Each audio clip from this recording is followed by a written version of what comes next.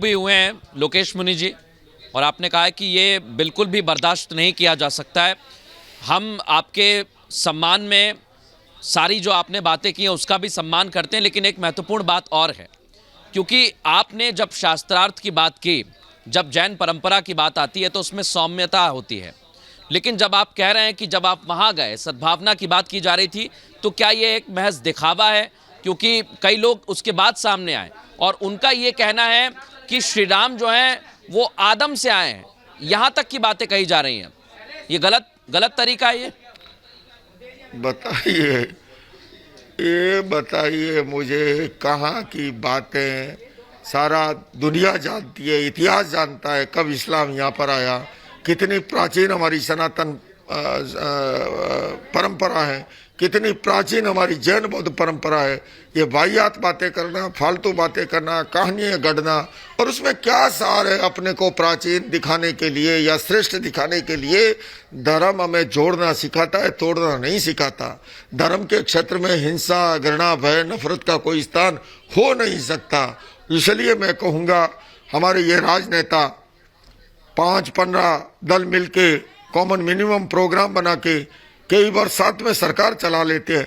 भला हम धर्मों के धर्मगुरु साथ काम क्यों नहीं कर सकते?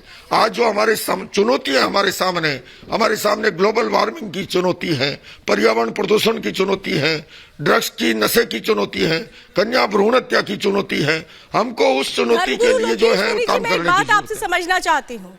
उस कार्यक्रम में आपको भी बुलाया गया था, लेकिन जिस तरह की बातें होने लगी इसके बाद आपने वो कार्यक्रम छोड़ना ही उचित समझा। मैं आपसे जानना चाहती हूँ, वहाँ जो बातें हो रही थी वो आप सुन रहे थे, मैं ये समझना चाहती हूँ, क्या ये मकसद लगता है कि देश में अस्थिरता फैल जाए इस तरह से बयानों से?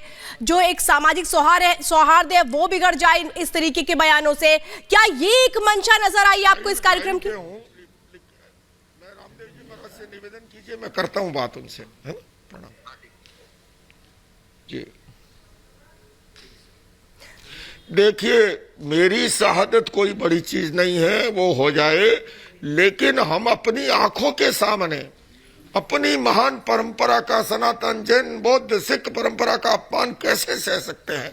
अगर मैं उस समय मौन रहता, आप बताइए, लाखों लोगों में गलत संदेश जाता, उससे समाज में नफरत बढ़ती, घृणा बढ़ती, अलगाव बढ़ता। उसको रोकने के लिए मैं एक अकेला व्यक्ति हूँ, मेरा बलिदान हो भी गया तो क्या हुआ? मैं कोई अमर होके तो आया नहीं हूँ, एक दिन तो जाना ही है।